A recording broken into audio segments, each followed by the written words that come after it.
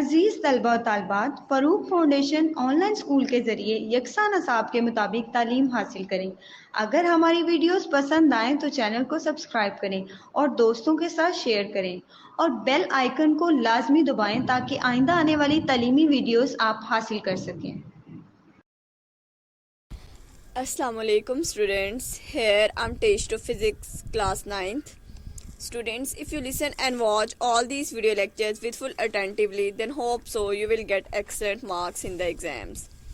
मेरी पेरेंट्स से भी एक रिक्वेस्ट है, वो अपने बच्चों को ऑनलाइन लर्निंग के बारे में उन्हें अवेयरनेस दें ताकि बच्चे अपनी स्टडी को कंटिन्यू रख सकें। स्टूडेंट्स, इस तरह ऑनलाइन लर्निंग करके आपको किसी इंस्टीट्यूट और किसी ट्यूटर से भी हेल्प लेने की ज़रूरत नहीं पड़ेगी। होप सो आपके बहुत सारे कंसेप्ट्स क्लियर होंगे।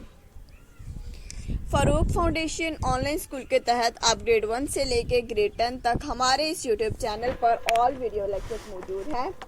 उम्मीद है हमारे ये वीडियो लेक्चर्स आपके एग्ज़ाम्स की प्रिपरेशन के लिए आपके लिए बहुत हेल्पफुल होंगे। स्टूडेंट्स, मेरी आपसे एक रिक्वेस्ट है, आप हमारे इस यूट्यूब चैनल को सब्सक्राइब कीजिएगा, लाइक कीजिएगा और शेयर कीजिएगा। Thank you so much students. Now today we discuss about the chapter number 4 which is turning effect of forces. Now we discuss about the short questions. The first short question है, define the following term. First one is the resultant vector. Resultant vector, it is the sum of forces we define just like a single force. ठीक है। First of all हम लोग इसको define करते हैं, a resultant force is a single force that have the same effect as the combined effect of all the forces to be added. जितनी भी forces को ऐड किया जाए, लेट्स सपोज हमारे पास एक वेक्टर ए है, जिसके ऊपर एक वेक्टर ए है जिसके ऊपर फोर्स लग रही है F1, ठीक है। और सिमिलरली हमारे पास एक और दूसरा वेक्टर है जिसे हम लोगों ने नाम दिया बी वेक्टर और इस पे फोर्स लग रही है F2। अब इन दोनों का कंबाइंड रिजल्ट है, हम लोग एक और वेक्टर ड्रा करते हैं, ये वेक्टर थर्ड वेक्टर, जो कि जिसको हम लोग सिंपल एफ से डोनेट करते हैं। तो ये जो सिंपल वेक्टर एफ है, ये हम कहलाएंगे कि ये रिजल्टेंट वेक्टर है। इसमें हम दोनों वेक्टर, जो हमारे पास वेक्टर ए पे फोर्स लग रही थी F1 प्लस जो वेक्टर 2 पे फोर्स लग रही थी F2, उन दोनों को हम लोग जब ऐड कर लेंगे तो ये हमारे पास रिजल्टेंट वेक्टर आ गया F। Clear students? तो रिजल्टेंट जो फोर्स है is a single resultant force, एक ऐसी फोर्स है, ठीक है, जो दो फोर्सेस या दो से ज़्यादा फोर्सेस को ऐड करने से आती है, ठीक है।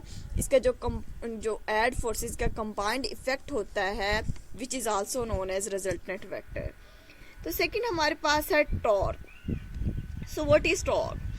तो टॉर्क बेसिकली हमारे पास एक फोर्स है, टर्निंग इफेक्ट ऑफ फोर्सेस, जो हम कहते हैं टॉर्क, ठीक है। इसको हम लोग इस तरह से भी डिफाइन कर सकते हैं, the turning effect of force, जो turning effect of force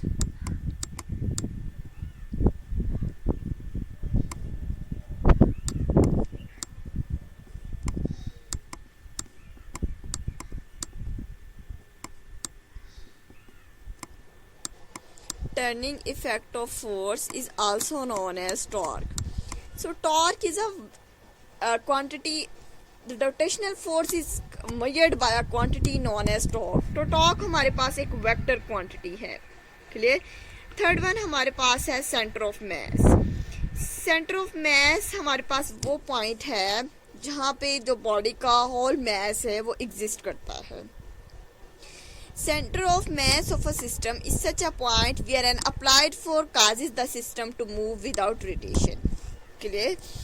Let's suppose हमारे पास एक रॉड है, रॉड के एक एंड पे हमारे पास फोर्स F1 लग रही है और दूसरे एंड पे हमारे पास एक फोर्स F2 लग रही है, ठीक है। तो हमारे पास यहाँ पे एक लेट्स सपोज हम लोगों ने इस रॉड को सस्पेंडेड किया हुआ है, तो ये जो पॉइंट है ये हमारे पास कहलाएगा centre of mass of that rod. Clear students? Next one हमारे पास एक और टर्म है, टर्म नंबर 4, जो है centre of gravity. Clear? A point where the whole weight of the body appear act vertically downward, it called the centre of gravity of the body. हमें पता है कि जितने भी ऑब्जेक्ट्स हैं उनका जो वेट होता है वो वर्टिकली डाउनवर्ड होता है। क्लियर। अब वो जो वर्टिकली डाउनवर्ड जो उसका वेट है, ठीक है, उसको बेसिकली हम लोग कहते हैं सेंटर ऑफ ग्रेविटी। ठीक है। लेट्स सपोज अगर हमारे पास डिफरेंट ऑब्जेक्ट्स हैं जो इरेगुलर शेप्स हैं, ठीक है, उनको उन ऑब्जेक्ट्स का भी हम लोगों ने सेंटर ऑफ ग्रेविटी कैलकुलेट किया था, इरेगुलर शेप्स का भी हम लोगों ने कैलकुलेट किया था। सेंटर ऑफ ग्रेविटी वो पॉइंट होता है जिसमें तमाम जो ऑब्जेक्ट्स हैं उनका जो वेट है वो वर्टिकली डाउनवर्ड एक्ट कर रहा होता है। क्लियर। तो इसे हम लोग कहते हैं centre of gravity. Next one हमारे पास शॉर्ट क्वेश्चन नंबर 4.3 है। Differentiate the following term. First one like and unlike parallel forces. First one हम लोग डिस्कस करते हैं लाइक एंड पैरेलल फोर्सेस को। Like parallel forces are those forces which are parallel to each other and behave the same direction. Let's suppose हमारे पास एक force F1 है, ठीक है, एक और फोर्स है जो कि इसी डायरेक्शन में है, ठीक है, उसको हम लोगों ने नाम दिया F2 फोर्स। तो F1 और F फोर्स बेसिकली दोनों पैरेलल हैं और दोनों की डायरेक्शन भी सेम है, तो हम इन दोनों फोर्सेस को कहेंगे दीज आर पैरेलल फोर्सेस। अब हम डिस्कस करेंगे अनलाइक पैरेलल फोर्सेस को। Unlike parallel forces are those forces parallel with but have opposite direction. वो forces जो parallel हों लेकिन उनकी direction opposite हो। Let's suppose एक force इस direction में act कर रही है तो दूसरी force इस direction में act कर रही होगी। These forces are called unlike parallel forces. Second one हमारे पास है torque and couple. The rotational effect of a force is measured by a quantity is known as torque. जो rotational effect को discuss करती है वो हमारे पास कहलाता है torque. And a couple is formed by two unlike parallel forces of the same magnitude but not along the same line, which also known as the couple. Clear? Third one हमारे पास है stable equilibrium and neutral equilibrium. Stable equilibrium को firstly हम discuss करते हैं। A stable is said body is said to be stable equilibrium if after slightly tilt it return to its previous position. मतलब हम लोग जरा सा उसको टिल्ट करें तो वो वापस अपनी ओरिजिनल पोजीशन पे आ जाए, तो that one is called the stable equilibrium. Clear students. Next one हमारे पास है न्यूट्रल इक्विलिब्रियम। अब a body remains its new position with disturb it from its previous position, then it's said to be in the state of neutral equilibrium. जैसे कि हम लोगों ने एक बॉल की एग्जांपल दी, जो बॉल है, ठीक है, लेट्स सपोज वो इस पोजीशन पर था, ठीक है, जब हम इसको रोटेट करवाएंगे तो लेट्स सपोज वो इस पोजीशन पे आ गया तो हम लोग कहेंगे कि उसने अपनी न्यू पोजीशन आप पे आ गया, लेकिन जो उसका सेंटर ऑफ ग्रेविटी है वो सेम रहा, which is also known as the example of the neutral equilibrium. Clear students. I hope students आपको ये शॉर्ट क्वेश्चन समझ आ गया होगा। नेक्स्ट वन हम लोग डिस्कस करते हैं शॉर्ट क्वेश्चन नंबर 4.4 को। क्लियर। तो स्टूडेंट्स हमारा नेक्स्ट क्वेश्चन है how head to tell help to find the resultant force. ठीक है, हेड टू टेल रूल जो है वो किस तरह से हमारी मदद करता है फोर्सेस का रिजल्टेंट फोर्स फाइंड करने के लिए। क्लियर। जैसे कि स्टूडेंट्स हम लोगों ने डिस्कस किया हेड टू टेल रूल में हम लोग सिर्फ फोर्सेस को इस तरह से कंबाइन करते हैं कि हमारा जो उन फोर्सेस का जो टेल है वो दूसरी फोर्स के मतलब लेट्स सपोज हमारे पास एक फोर्स F1 है, ठीक है, और एक और फोर्स है हमारे पास जो हमारे पास फोर्स F2 है। अब अगर हम लोग एक और फोर्स ड्रा करें तो वो इस फोर्स F1 के हेड से मिलेगी और F2 के टेल से जाके मिल जाएगी, तो ये हमारे पास रिजल्टेंट फोर्स कहलाएगी। ठीक है, जो इन दोनों फोर्सेस के कंबाइंड इफेक्ट को शो करेगी। द रिजल्टेंट फोर्स जो हमारी है वो हमारे पास इक्वल टू आ जाएगी F1 plus F2। Clear students.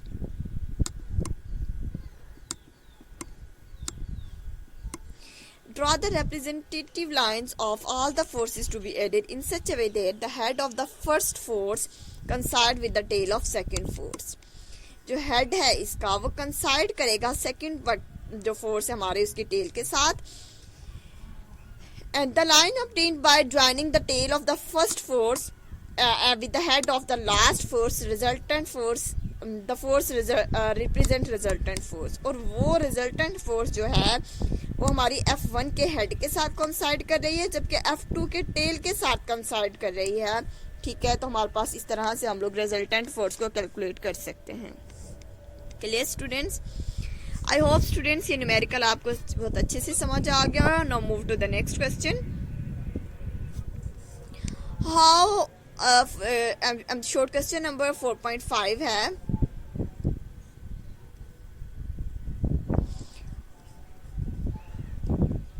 How can a force be resolve into its rectangular components. हम लोग एक फोर्स को किस तरह से उसके रेक्टेंगुलर कंपोनेंट्स में रिजॉल्व करते हैं। क्लियर?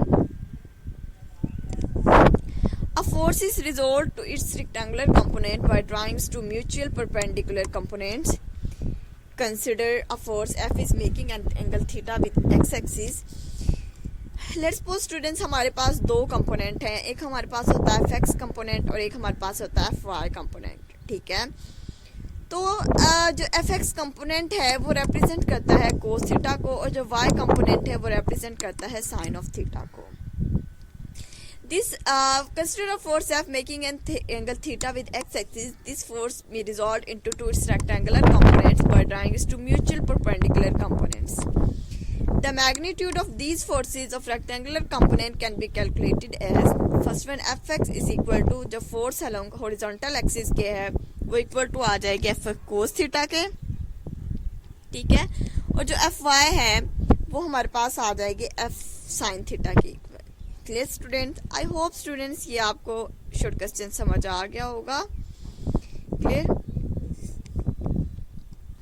अब स्टूडेंट्स हमारा नेक्स्ट क्वेश्चन है question number 4.6। When a body is set to be in equilibrium. एक बॉडी कब इक्विलिब्रियम में होती है? एक बॉडी उस कंडीशन में इक्विलिब्रियम में होती है जब उस पर कोई नेट फोर्स एक्ट नहीं कर रही होती, तो हम लोग कहते हैं कि वो बॉडी इक्विलिब्रियम में है। Clear students? नेक्स्ट वन हम लोग एक और शॉर्ट क्वेश्चन है 4.7, ये डिस्कस करते हैं। Explain the first condition for equilibrium. हम लोगों ने इक्विलिब्रियम की फर्स्ट कंडीशन को एक्सप्लेन करना है। According to first condition of equilibrium, a body is said to be in equilibrium if it's all the resultant of the forces acting on it is zero. जितनी भी उस पर resultant force हैं उनका जो सम है वो जीरो के इक्वल होगा, तो हम कहेंगे इक्विलिब्रियम की जो फर्स्ट कंडीशन है वो सेटिस्फाई हो गई है। हम इसको मैथमेटिकली इस तरह लिखेंगे, जितनी भी फोर्सेस हैं F1 plus F2 plus F3 और Fn इक्वल टू जीरो के। अब हम लोग इन सारी फोर्सेस को ऐड करने के लिए समीशन का को सिंबल यूज करते हैं, और समीशन का सिंबल यूज किया विच इज जो हम इन सारी फोर्सेस को ऐड करते हैं, तो summation F is equal to zero, which means to say that जितनी भी हमारे पास यहाँ पे फोर्सेस हैं वो हमारे पास इक्वल टू जीरो आ गए, चाहे वो फोर्सेस एक्स एक्सिस के अलोंग है, वाई एक्सिस के अलोंग है या जी एक्सिस के अलोंग है। अगर हम लोग x कंपोनेंट और y कंपोनेंट में इन फोर्सेस को लिखें तो हम लोग जस्ट लाइक इस तरह से राइट डाउन कर सकते हैं। फोर्स मतलब कि x एक्सिस के अलोंग जो force first one force act कर रही है, सिमिलरली एक्सिस के अलोंग जो second force, and similarly third one, and similar let's suppose n forces act कर रही हैं अकॉर्डिंग टू मतलब कि अगर हॉरिजॉन्टल एक्सिस के ऊपर। सिमिलरली स्टूडेंट्स हम लोग y एक्सिस पर जितनी भी फोर्सेस हैं उनको भी ऐड कर सकते हैं, तो summation Fx is equal to zero के मतलब जितनी भी फोर्सेस x एक्सिस के अलोंग एक्ट कर रही हैं उनका सम अप हमारे पास आ गया इक्वल टू जीरो। सिमिलरली जितनी भी फोर्सेस Fy के अलोंग एक्ट कर रही हैं उनको हम लोग इक्वल टू जीरो के कर देंगे। Clear students? नेक्स्ट वन हम लोग एक और शॉर्ट क्वेश्चन डिस्कस करते हैं, short question number 4.8। Short question number 4.8 है, why there is a need of second condition for equilibrium if a body satisfy first condition for equilibrium। अगर वो एक body first condition of equilibrium को satisfy करती है तो सेकंड कंडीशन ऑफ इक्विलिब्रियम की जरूरत क्यों महसूस हुई? ये हमने ऑलरेडी लेक्चर में भी डिस्कस किया था। लेट्स सपोज हमारे पास एक ब्लॉक है, वहाँ पे दो फोर्सेस एक्ट कर रही हैं, ठीक है, लेकिन वो दोनों फोर्सेस मतलब के ऑपोजिट हैं। ठीक है, अगर तो वहाँ पे एक लाइन में ये दोनों फोर्सेस एक्ट नहीं करती तो तब ये क्या होता है कि वहाँ पे ये जो फॉर ऑब्जेक्ट है वो रोटेट करना स्टार्ट कर देता है। क्लियर। इस केस में जो फोर्सेस का जो सम है वो तो जीरो आ रहा है, मतलब फर्स्ट कंडीशन तो सेटिस्फाई हो रही थी, लेकिन वहां पे बॉडी मूव करना शुरू कर देती है, मतलब बॉडी इक्विलिब्रियम में नहीं है। So that's why we need a second condition of equilibrium, which is resultant torque acting on the body, which is equal to zero. Clear students?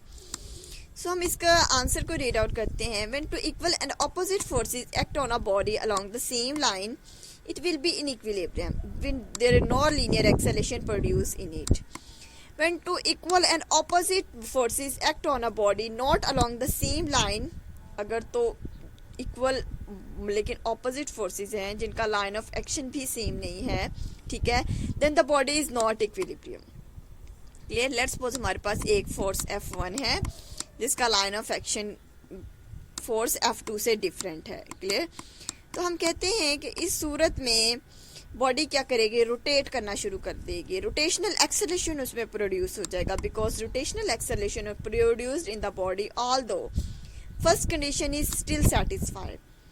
Although इसमें फर्स्ट इक्विलिब्रियम की फर्स्ट कंडीशन सेटिस्फाई हो रही है, लेकिन इस मतलब line of action की वजह से ये जो बॉडी है इनके और डायरेक्शन जो इनकी ऑपोजिट है फोर्सेस की, वो रोटेट करना शुरू कर देगी अपर डायरेक्शन में, तो ये फॉरवर्ड डायरेक्शन में इस तरह से रोटेशन इनमें क्रिएट पैदा हो जाएगी। ठीक है। तो हम लोगों ने ये देखा in the case of the body in equilibrium second condition is needed. तो इस तरह की जो मोशन पैदा हुई, ठीक है, उसके लिए हमें सेकंड कंडीशन की जरूरत महसूस हुई। ठीक है। इस क्योंकि इन जो बॉडी है इसमें टॉर्क पैदा हो गया। क्लियर। तो हमने ही पढ़ा था जो टर्निंग इफेक्ट ऑफ फोर्सेस है which is also known as torque. Clear students. I hope students ये क्वेश्चन आपको समझ आ गया होगा। नेक्स्ट वन हम लोग डिस्कस करते हैं short question number 4.9। What is second condition for equilibrium. Equilibrium की सेकेंड कंडीशन क्या है? As we discuss before, according to the second condition of equilibrium a body is said to be in equilibrium if all the resultant torque acting on it zero. ठीक है। जितनी भी उसमें torque पैदा हो रहा है, चाहे वो एक्स एक्सिस के लॉन्ग है या वाई एक्सिस के लॉन्ग है, उनका जो रिजल्टेंट टॉर्क अगर जीरो के इक्वल होगा तो हम कहेंगे कि second condition of equilibrium will be the satisfied. Clear. Next one हम लोग एक शॉर्ट क्वेश्चन नंबर 4.10 को डिस्कस करते हैं। Give the example of a moving body which is in equilibrium. हम लोगों ने एक ऐसी एग्जांपल देनी है किसी मूविंग बॉडी की जो कि इक्विलिब्रियम में मौजूद होगी। क्लियर। हमने एक मूविंग बॉडी की एग्जांपल देनी है जस्ट लाइक अ पैरट, जो कि नीचे को आ रहा है टर्निंग वेलोसिटी के साथ। ठीक है। हम लोग कह सकते हैं कि वो बॉडी इक्विलिब्रियम में है। Clear. A parrot coming down the constant velocity satisfy the first condition of equilibrium, so it in equilibrium. Clear? इसकी जो velocity है वो चेंज नहीं होती, तो इट्स मीन यहाँ पे कोई एक्सेलरेशन प्रोड्यूस नहीं होता, तो हम लोग कहते हैं कि ये हमारे पास इक्विलिब्रियम में है। तो हमारे पास नेक्स्ट क्वेश्चन है 4.11। Think of a body which is at rest but not in equilibrium. एक बॉडी रेस्ट में है लेकिन इक्विलिब्रियम में नहीं है। जैसे एक बॉल है, हम इसको अपवर्ड थ्रो करते हैं तो वो सर्टेन मोमेंट के लिए ऊपर जाके रुक जाता है, तो हम लोग कहते हैं कि वो जो बॉल है वो इक्विलिब्रियम में नहीं है। सिमिलरली अगर हम लोग एक और एग्जांपल डिस्कस करें, एक आदमी बस में बैठा हुआ है, ठीक है, A person sitting in a bus is at rest, ठीक है, तो वो at rest है with respect to its other passengers, but he is not in equilibrium. Clear? एक person बस में बैठा हुआ है with respect to its other passengers, ठीक है, बाहर वालों को लगता है कि वो at rest है, ठीक है, लेकिन हम लोग कहेंगे कि but he is not in equilibrium, लेकिन वो equilibrium में नहीं है। Clear students? नेक्स्ट हमारे पास एक और शॉर्ट क्वेश्चन है, शॉर्ट क्वेश्चन नंबर 4.12 में डिस्कस करते हैं। 4.12 क्वेश्चन है why a body can not be in equilibrium due to single force acting on it. Clear? According to the second condition of equilibrium, a body is in equilibrium if sum of torque acting on it is zero. हम लोगों ने कहा अगर उस sum of torque equal to zero के होंगे तो हम कहेंगे कि वो बॉडी इक्विलिब्रियम में है. The torque of a single body can never be zero. और जो सिंगल बॉडी का टॉर्क है वो कभी भी जीरो इक्वल नहीं होता. Therefore a body can not be in equilibrium. So एक सिंगल बॉडी इक्विलिब्रियम में नहीं हो सकती under the action of single force. एक सिंगल फोर्स के नतीजे में एक सिंगल बॉडी इक्विलिब्रियम में नहीं हो सकती. हम लोगों ने यही डिस्कस किया था इक्विलिब्रियम की सेकंड कंडीशन में. एक हमारे पास मतलब सिंगल फोर्स जो एक्ट कर रही है तो वो लेट्स सपोज कुछ ना कोई वेलोसिटी के साथ मूव कर रही है तो उसमें एक्सेलरेशन प्रोड्यूस हो जाएगा. तो उसकी वजह से वो बॉडी इक्विलिब्रियम में मौजूद नहीं होगी. Clear students? According to the second condition of equilibrium, clear, अब जब दो फोर्सेस थी, F1 फोर्स अपर डायरेक्शन में और F2 फोर्स डाउनवर्ड डायरेक्शन में एक्ट कर रही थी, तो इस वजह से इनका जो लाइन ऑफ एक्शन है वो सेम भी है, लेकिन इनमें एक मतलब ये रोटेट करना स्टार्ट कर देंगी जिसकी वजह से इनमें कपल प्रोड्यूस हो जाएगा. क्लियर? तो जिसकी वजह से ये दो ऑब्जेक्ट्स हैं वो रोटेट करना स्टार्ट कर देते हैं. तो एक जो सिंगल बॉडी है वो सिंगल फोर्स के एक्ट करने की वजह से इक्विलिब्रियम में नहीं हो सकती. क्लियर? नेक्स्ट वन हम लोग डिस्कस करते हैं short question number 14.13. Why the height of the vehicle is kept low as low as possible. जो व्हीकल्स की हाइट है उसको लो क्यों रखा जाता है, इसकी रीजन क्या है? The height of the vehicle is kept as low as possible so that the center of mass must be kept as low as possible. ताकि जो उनका सेंटर ऑफ मास है उसको लो रखा जा सके, इसलिए जो व्हीकल्स की जो हाइट है उसको लो रखा जाता है. They increase their stability. इस वजह से जो उनकी स्टेबिलिटी है वो इंक्रीज कर जाती है. हम लोग उसकी स्टेबिलिटी को अचीव करने के लिए जो उनका सेंटर ऑफ मास है, जो सेंटर ऑफ ग्रेविटी पॉइंट जितना लो होगा, ठीक है, उसकी जो स्टेबिलिटी है वो इतनी ही ज़्यादा होगी. ठीक है, तो इसी वजह से हम लोग जो व्हीकल्स की जो हाइट है वो काफ़ी लो रखते हैं. क्लियर? नेक्स्ट हमारे पास शॉर्ट क्वेश्चन नंबर 14 है. Explain what is meant by stable, unstable and neutral equilibrium. Give one example in each case. Stable equilibrium एक ऐसी इक्विलिब्रियम है जिसमें बॉडी को हम लोग स्लाइटली टिल्ट करेंगे और वो वापस अपनी ओरिजिनल पोजीशन पे आ जाएगी. Clear? such a state in which on disturbing a body slightly a body come back to its original position, just like a body is said to be in stable equilibrium. A book laying on the table. Let's suppose एक table पे book रखी हुई है.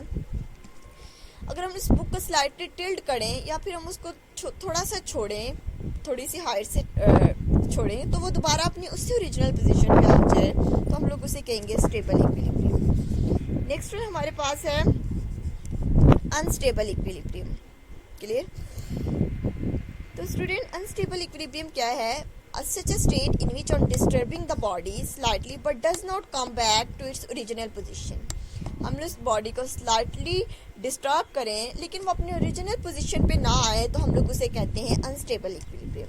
For example हम लोगों ने एक pencil की मिसाल दी थी. A pencil standing in a vertical position. Let's suppose हम लोगों ने एक पेंसिल को वर्टिकल पोजीशन पे रखा हुआ है, लेकिन जैसे ही हम इसको छोड़ेंगे तो वो वापस अपनी ओरिजिनल पोजीशन पर नहीं आती, which is also known as the unstable equilibrium.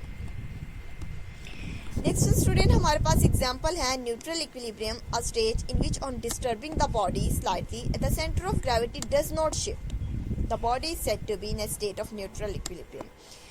अगर हम एक बॉडी को स्लाइटली डिस्टर्ब करें लेकिन उसका जो सेंटर ऑफ ग्रेविटी है वो चेंज ना हो, मतलब तो हम उसे कहते हैं कि वो बॉडी न्यूट्रल इक्विलिब्रियम है. फॉर एग्जांपल स्टूडेंट्स हमारे पास एक बॉल है. लेट्स सपोज वो बॉल फर्स्टली इस पोजीशन पे था. ठीक है, नेक्स्ट वन हम लोगों ने उसको रोटेट करवाया. रोटेट करने के बाद क्या हुआ कि वो जो बॉल था वो इस पोजीशन पे आ गया. ठीक है, अब इस तरह करने से जो इसका जो सेंटर ऑफ ग्रेविटी है वो चेंज नहीं हुआ, ठीक है। आया कि उसने उसकी जो शेप है वो चेंज हो गई, उसने एक नई शक्ल इख्तियार कर ली, ठीक है, लेकिन जो उसका सेंटर ऑफ ग्रेविटी पॉइंट है वो वहीं का वहीं रहेगा। तो हम इसे कहते हैं, this is the example of neutral equilibrium. Clear student? I hope students आज का लेक्चर आपको बहुत अच्छे से समझ आ गया होगा। स्टूडेंट्स ये हम जो न्यूट्रल इक्विलिब्रियम है उसमें जो बॉडी है उसका जो सेंटर ऑफ ग्रेविटी पॉइंट है वो चेंज नहीं होता। आया कि उसकी पोजीशन चेंज हो जाती है। लेट्स सपोज बॉडी अपनी इस पोजीशन पे आ गई, ठीक है, लेकिन सॉरी बॉडी ने अपनी एक न्यू शेप गेन कर ली। फर्स्टली वो उस पोजीशन पे थी, तो सेकंड वन जब हम लोग रोटेट किया उस बॉडी ने, रोटेट करके लेट्स सपोज वो अपनी इस पोजीशन पे आ गई है, ठीक है, लेकिन जो उसका सेंटर ऑफ ग्रेविटी पॉइंट है वो चेंज नहीं होगा। Clear? Which is also known as the example of neutral equilibrium. I hope students ये आपको लेक्चर बहुत अच्छे से समझ आ गया होगा। अपना बहुत सारा ख्याल रखिएगा। हमारे इस यूट्यूब चैनल को लाइक कीजिएगा, सब्सक्राइब कीजिएगा और शेयर कीजिएगा। Thank you so much students. Allah Hafiz.